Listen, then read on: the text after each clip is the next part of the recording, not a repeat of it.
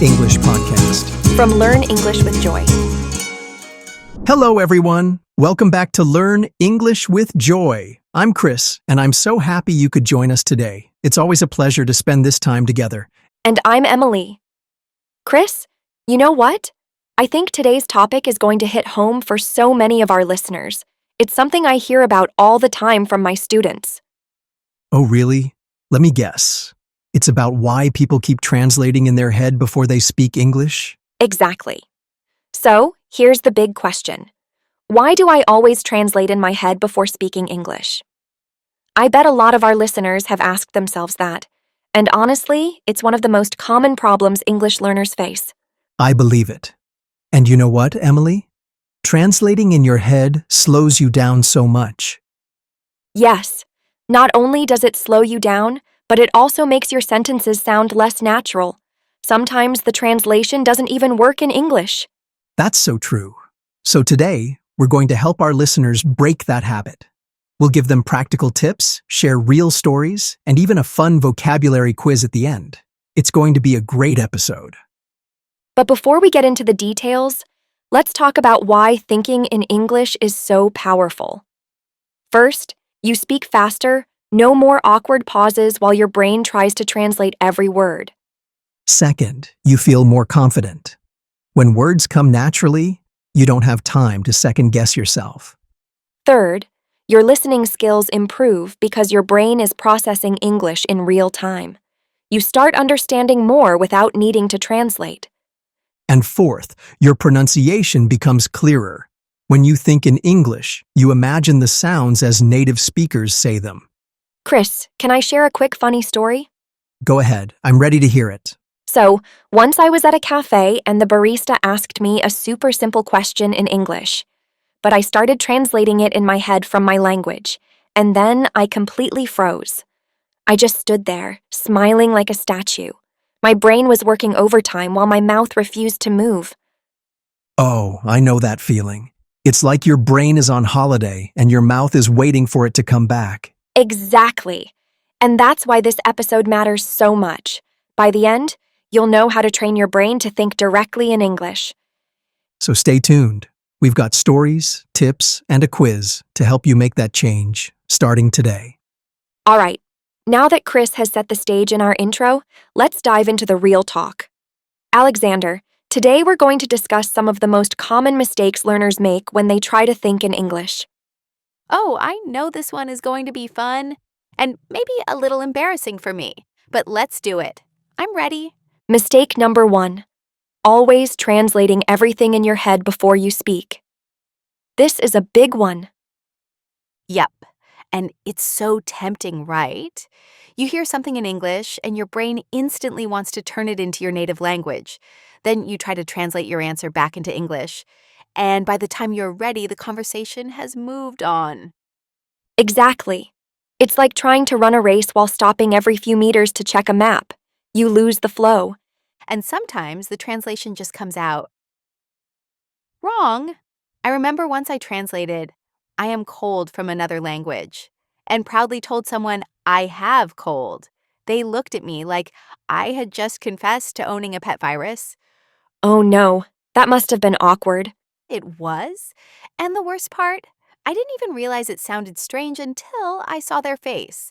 That's when I knew something had gone terribly wrong. And this is why translating in your head slows your reflexes. You're adding extra steps between thinking and speaking. Plus, it increases the chance of mistakes like that. Totally agree. Okay, mistake number 2. Focusing too much on grammar while you're trying to form sentences. Yes, grammar is important, but if you try to make every sentence perfect before you speak, you'll freeze. Even native speakers make grammar mistakes sometimes.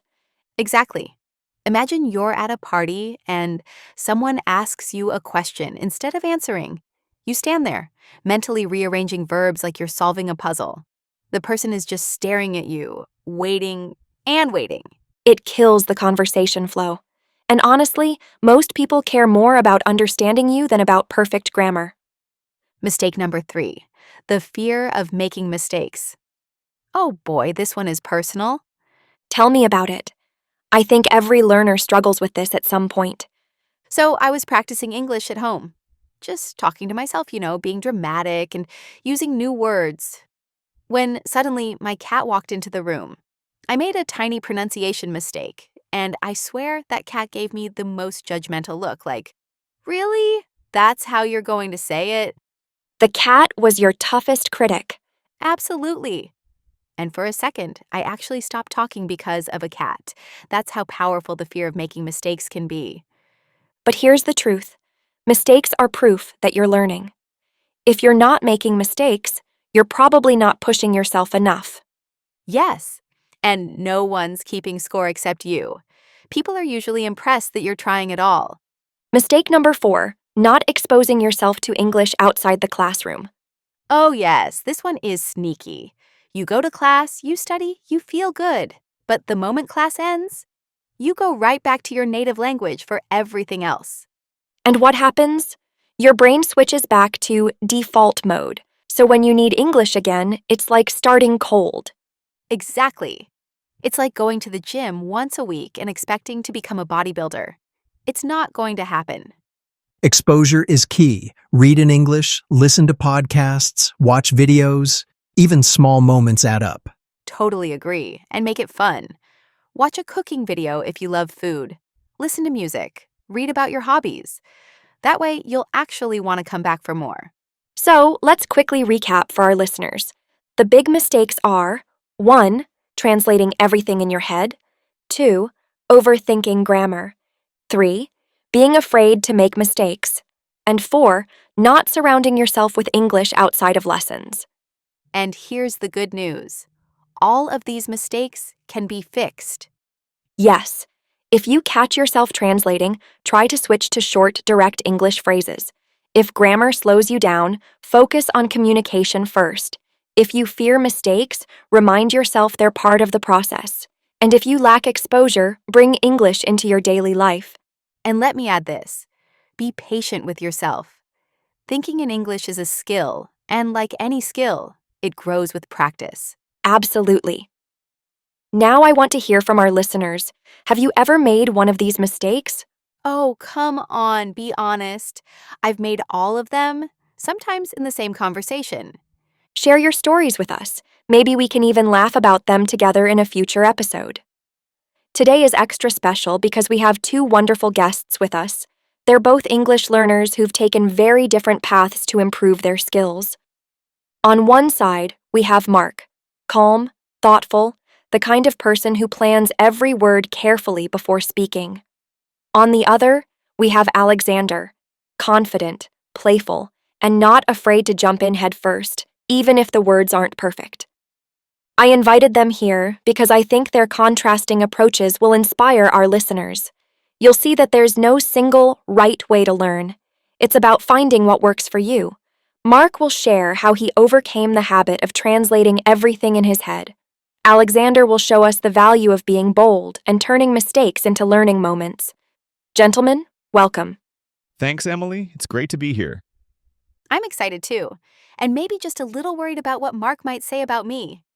Don't worry, Alexander. We're here to learn and have fun. Let's start with you, Mark. Well, I have to admit something. When I first started learning English, I translated every single word in my head before speaking. Every word. It was exhausting. I would hear a question, turn it into my native language, build my answer there, and then translate it back into English. By the time I was ready, the conversation had already moved on.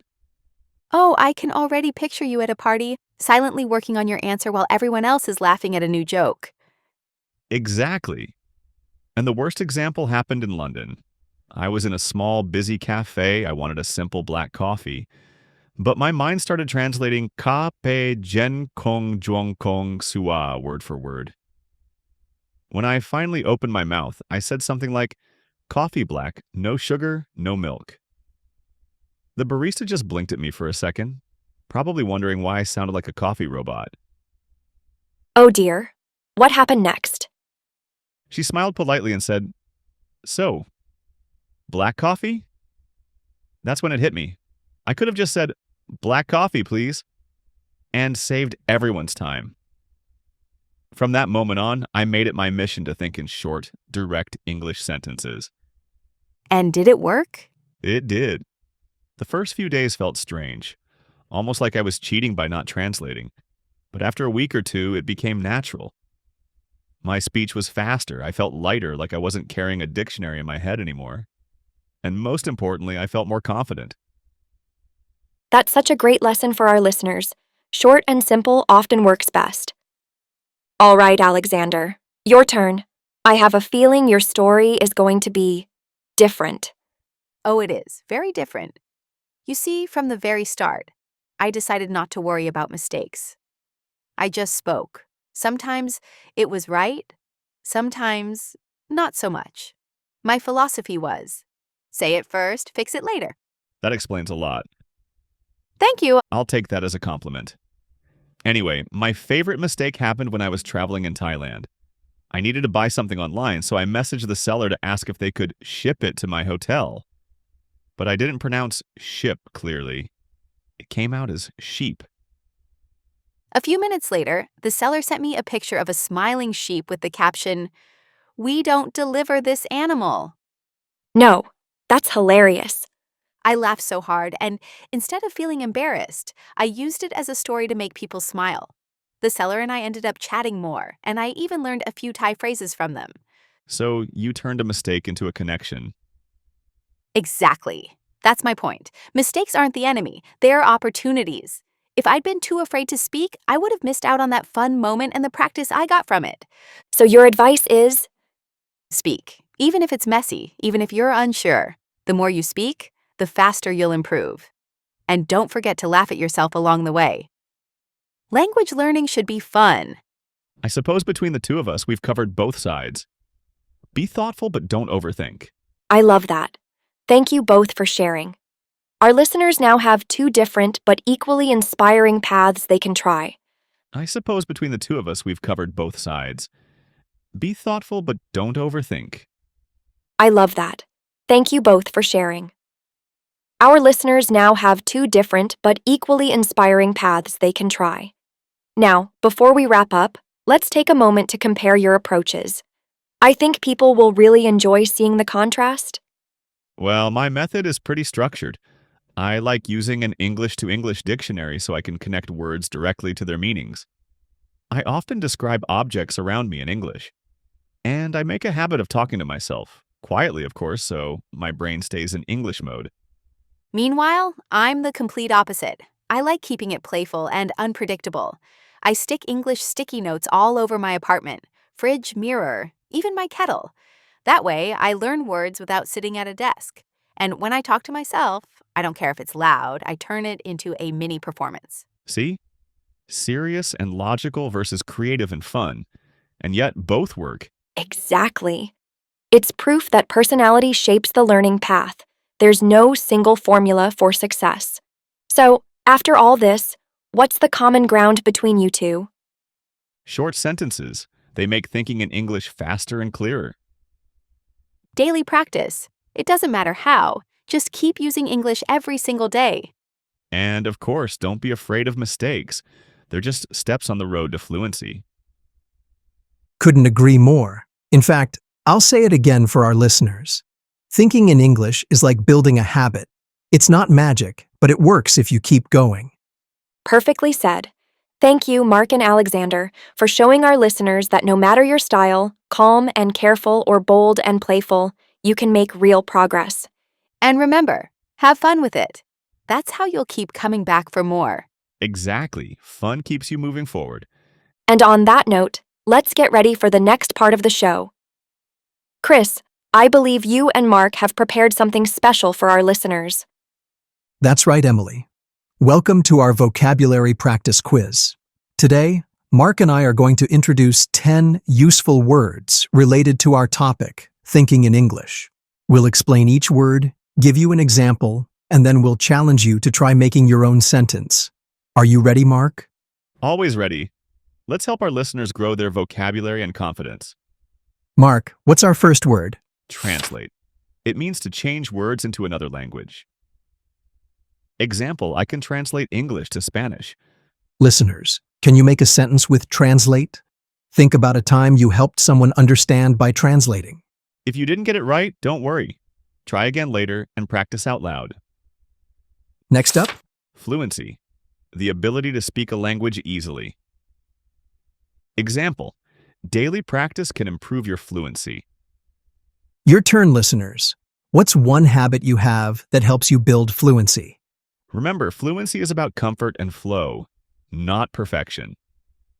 Word number 3 is Confidence, feeling sure about yourself.